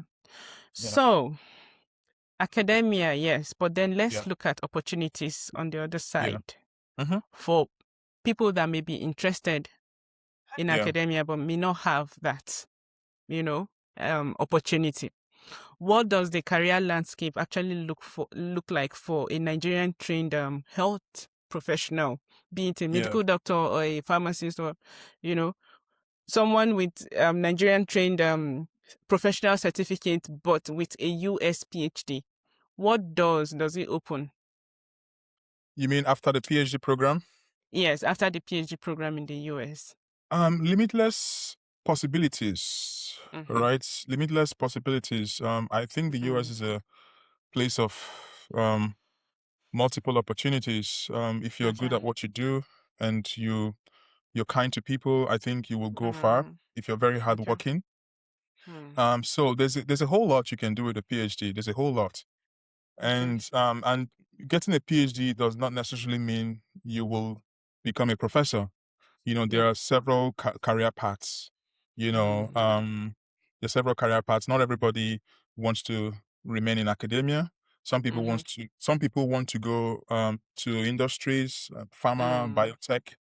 Mm-hmm. Some people want to go to regulatory um, agencies. Some people want to work in regulatory Mm. agencies. So there are several paths. Um, there are several paths out there. It all depends on what you want to do, Yeah. and which opportunities present themselves post graduation. Yeah, I know you are always within the university environment, but I Yeah. wanted to ask Mm-hmm. for people who Please. will be interested, what are Yeah. the where are the real opportunities right now, for people with this kind of background? Um. Honestly, the opportunities are everywhere. To be very honest with Okay. you, Mm. the opportunities are everywhere, but then sometimes it can be very competitive. You know, it can be very competitive. Because there are a lot of people qualified just like you, Mm-hmm. Mm-hmm. and there are a lot of people fighting for the same position of jobs. Mm-hmm. So you have to Yeah. be able to stand out. You have to be able to stand out. You have to be able to distinguish yourself. you Yeah. know. So it all depends on what you want to do. So Mm. you could also choose to practice clinically. You know, Yeah. if you have a PharmD degree, Doctor of Pharmacy degree, you could also write, the board exams, pharmacy board exams here, and Mm-hmm. get your license to practice as a pharmacist. That's a very lucrative part as well. To be Okay. able to practice as a pharmacist here in the US. Okay. If you're interested in academia and you're in biological sciences or biomedical Mm. sciences, I think the next step post PhD is for you to get a postdoc to get Yeah. training as a scientist. Okay. Getting a postdoc enables you to be able to work more independently, Mm. and for you to get further training um, that Mm. that is required for you to become a faculty. And So how competitive yeah. is that?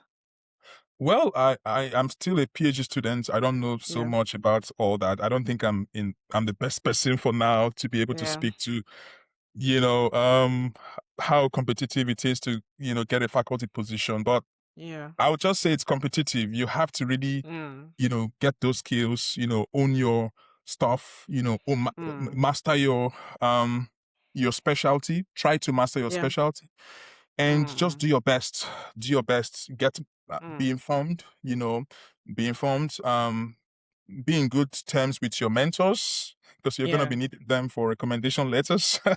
Yeah. And not just recommendation letters, but generally, as you Yeah. navigate your career, Your career. and you just try to do your best to be in a good position after Yeah. your PhD. That's what I think.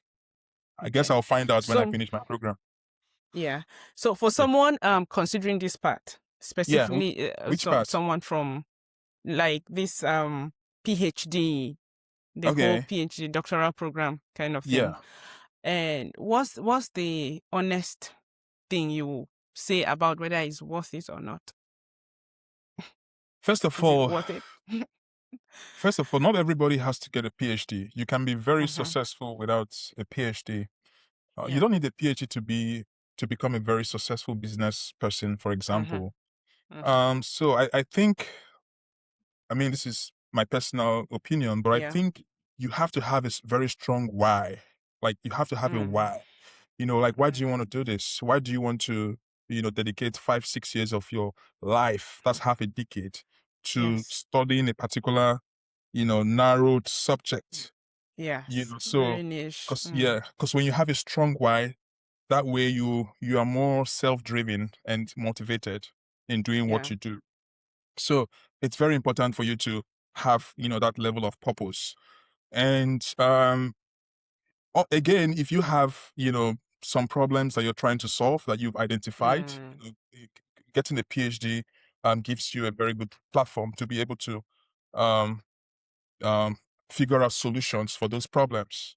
And Yeah. if you're in biological sciences, I would say to test your hypothesis. So As a PhD student, are you able to apply for funding yourself?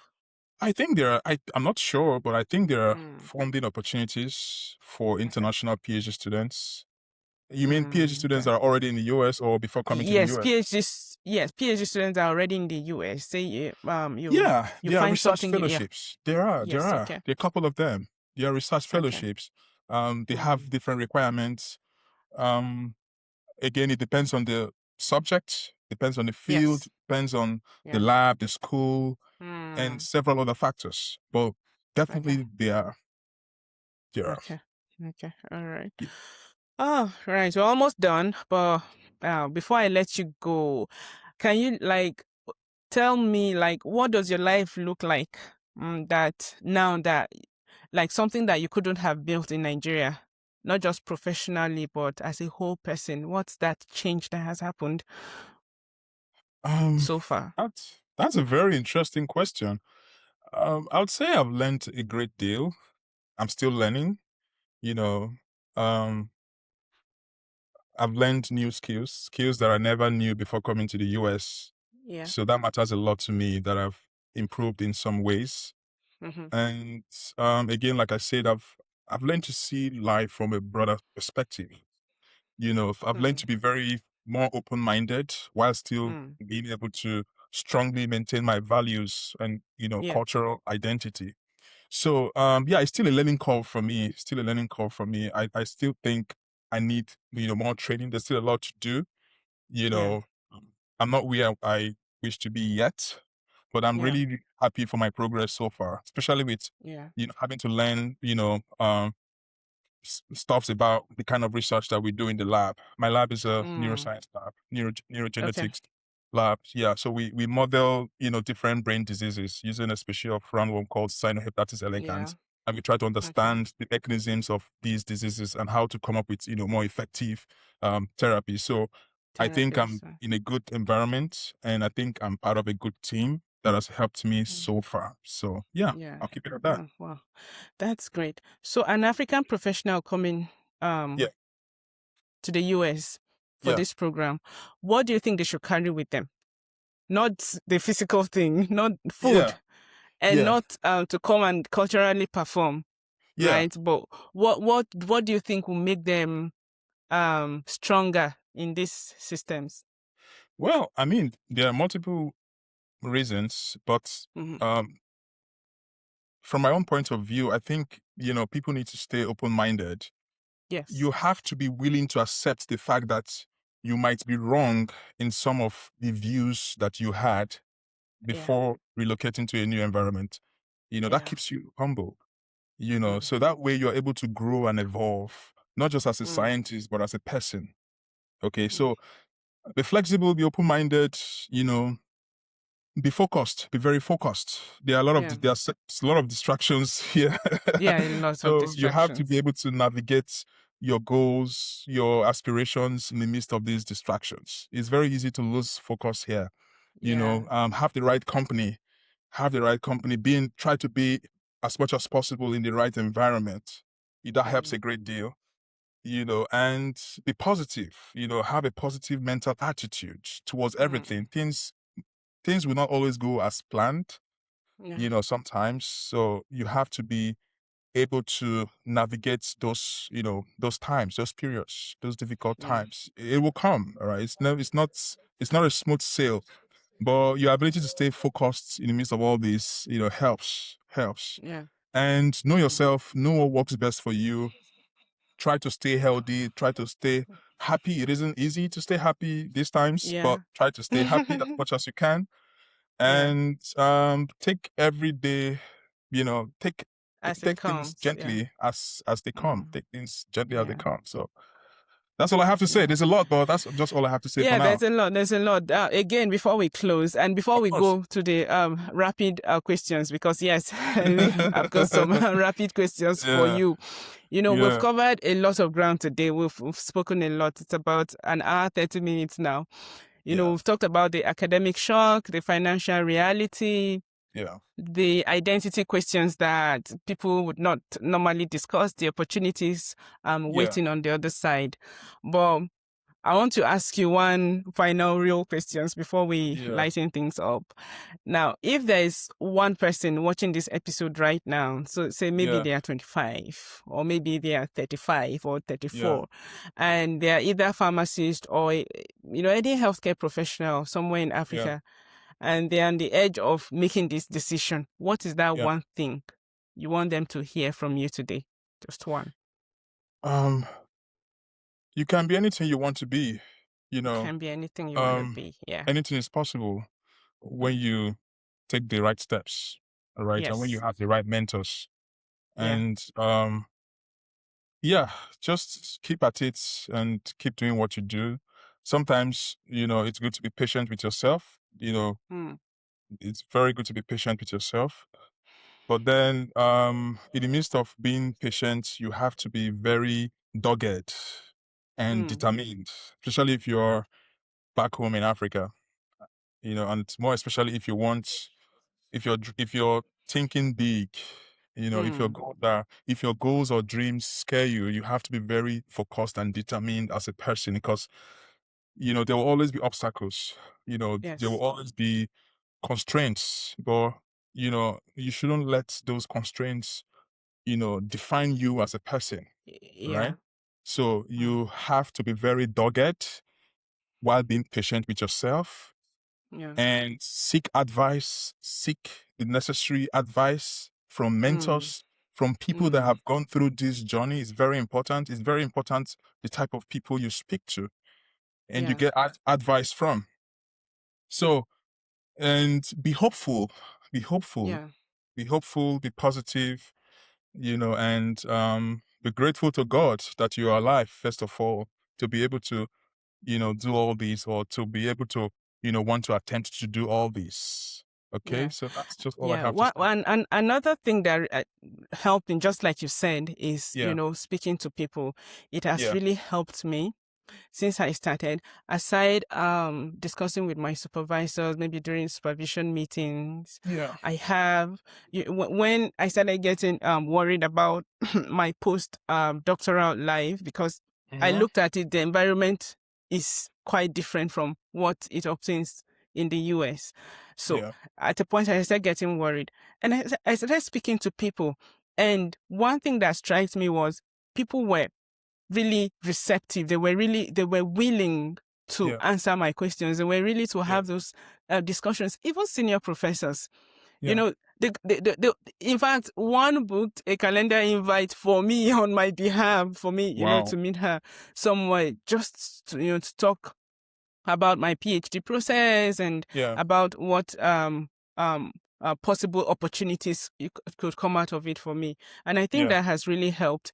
Aside that, even the research skills on its own. yeah, yeah, I mean, it's okay to read. It's okay to have all these books on my tables, reading and everything. But yeah, when you speak to mentors or people that have gone ahead of you, yeah, it lightens things up. It makes things easier. Yeah. yeah. Okay. Reminds me of a Yeah. popular adage that goes, you know, I don't know if I hope I'm correct, but Yeah. it goes this way: if I have seen if I have seen Father, Yeah. it's because I have I'm standing on the shoulder of mentors. So Yes.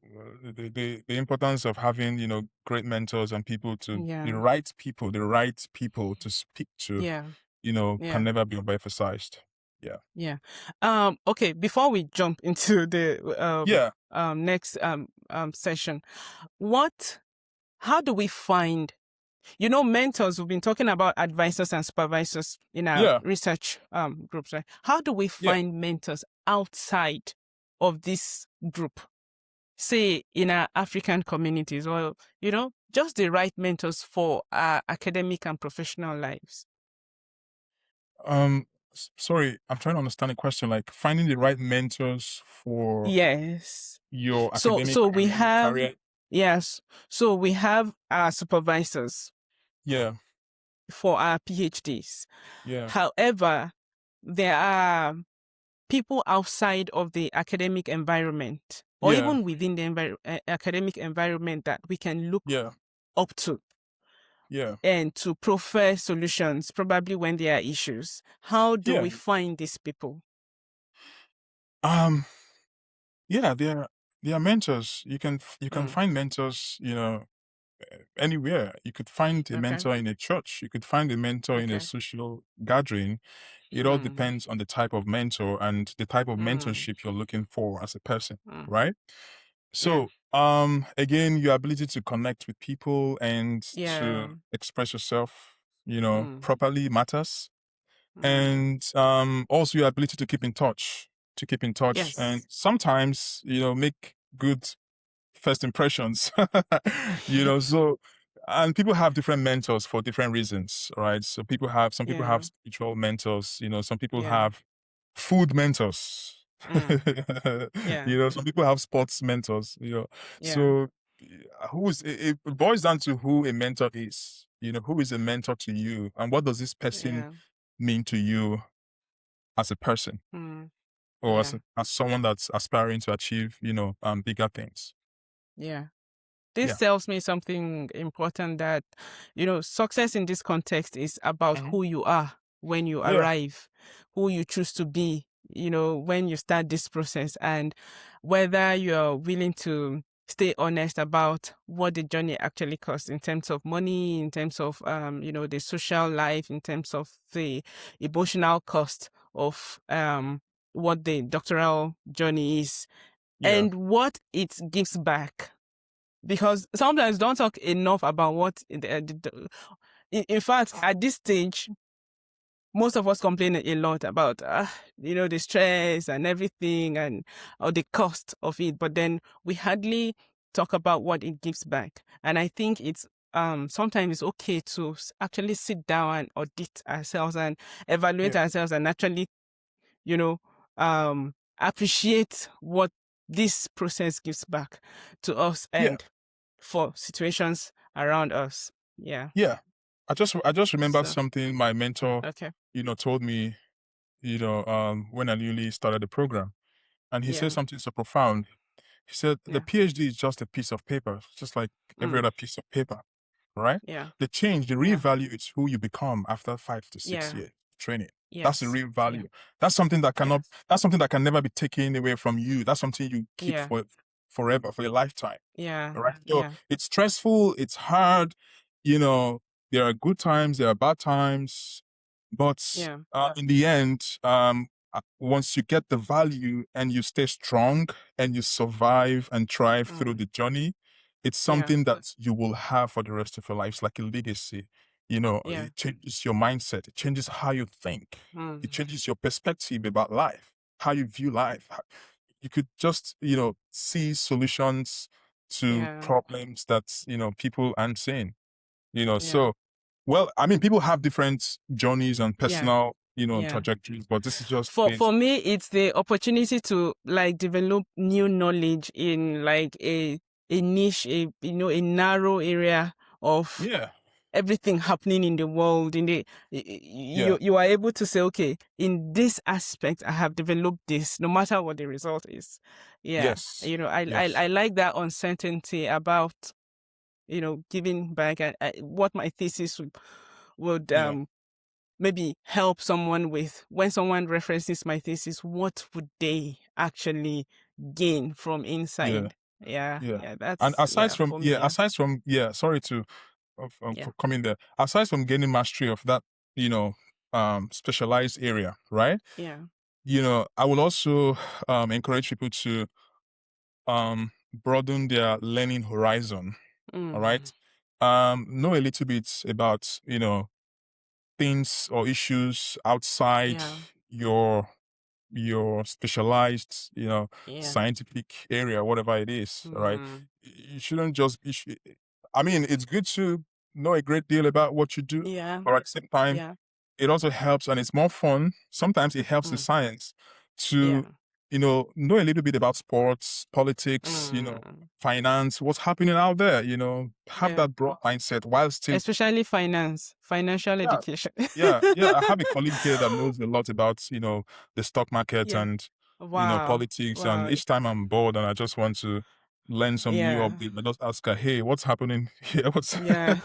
so Yeah. yeah, sometimes it's because sometimes this, to be very honest with you, the science gets, A boring lot of us. sometimes, so you need Yes. to be able to, you know, escape from that Yeah. scientific sphere for, you know, for some time. And when you come back, you Yeah. become more creative at, whatever you're doing.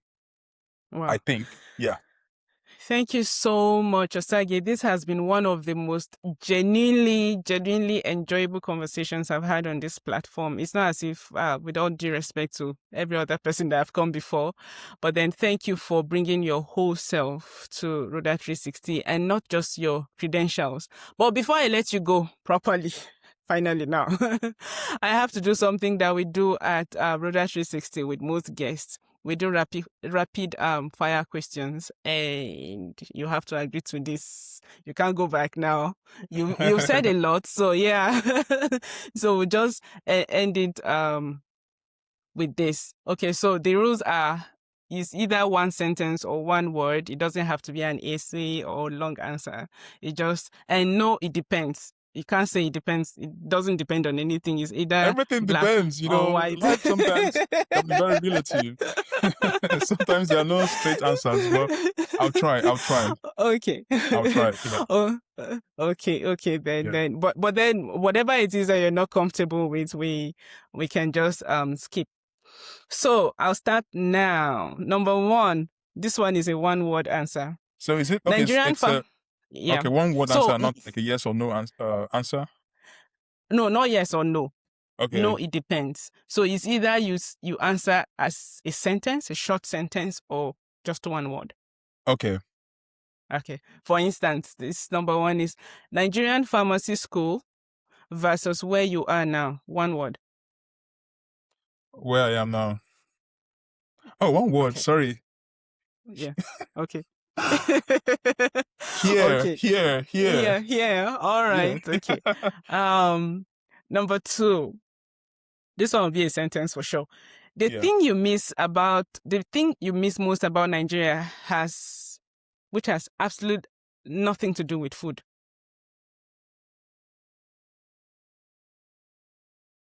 Yeah. What's that Um. thing you miss about Nigeria that has absolutely nothing to do with food? Huh. Hmm. Maybe the fresh air. Okay. In some Okay. places. Sorry. Okay. the Okay. the feeling I'll of take having to that. be in your home. In your home. Yeah. Yeah. Yeah. Okay. The third one, in 5 words or less now. The moment you felt most like a complete outsider in your program. My first semester. Hmm. Okay. First semester. Okay. Yeah. Okay. Next one. The one thing about the US academic system that African institutions should borrow immediately.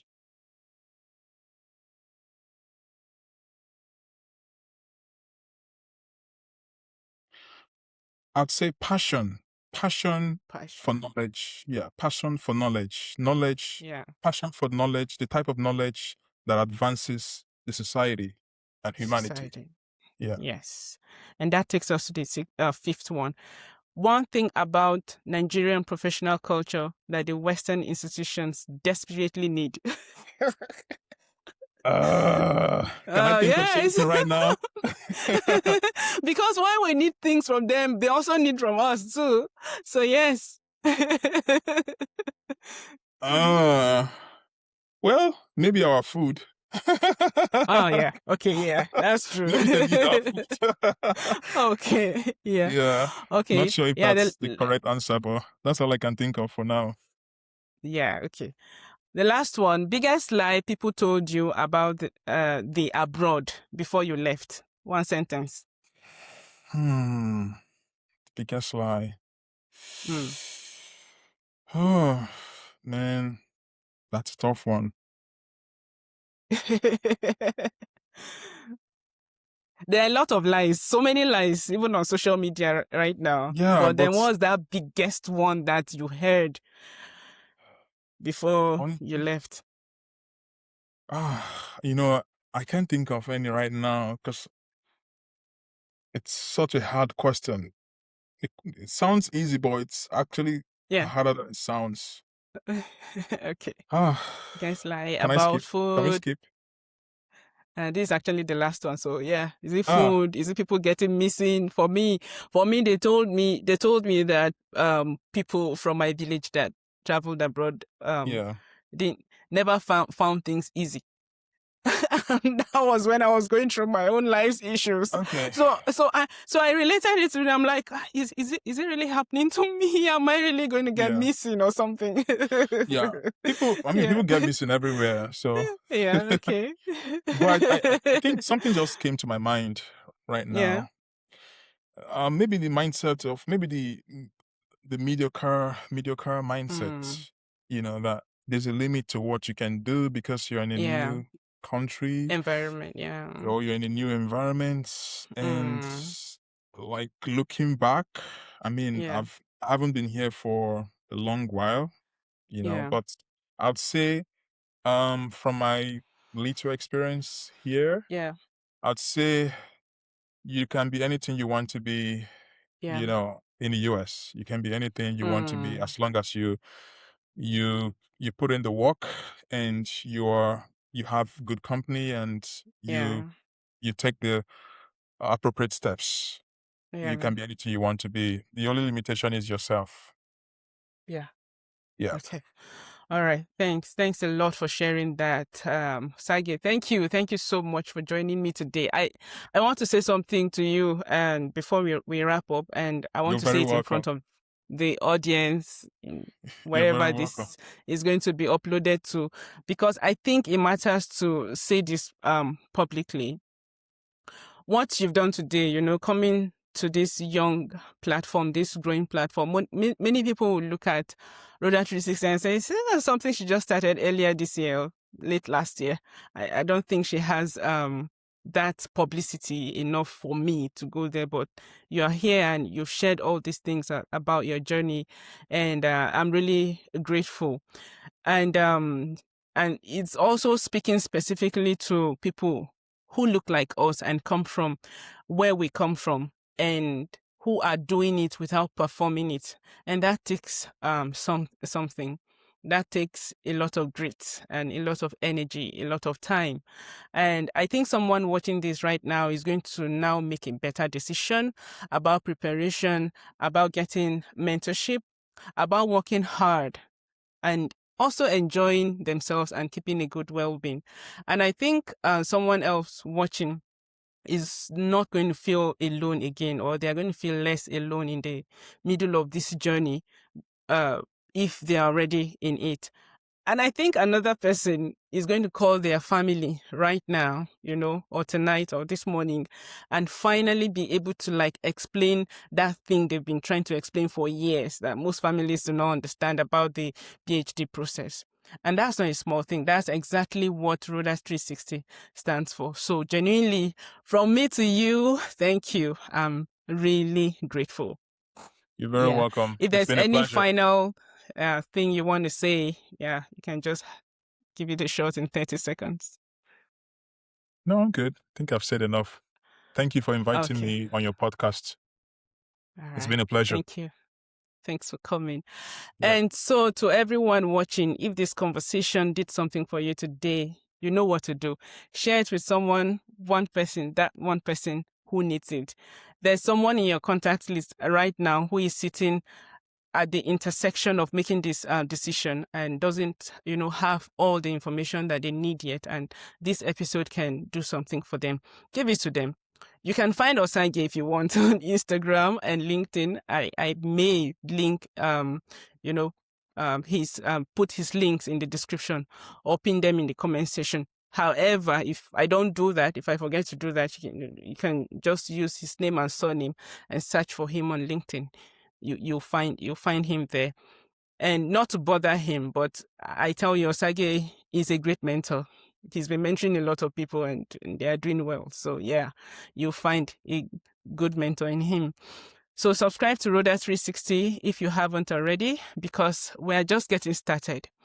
And where we are going next is worth you being here, is what you being subscribed to this platform for. So my name is Rhoda, if I have not introduced myself, and this is Rhoda 360, is a full 360 degrees of inspiration, insight, and impact. Take care of yourselves and each other. See you in the next episode. Bye.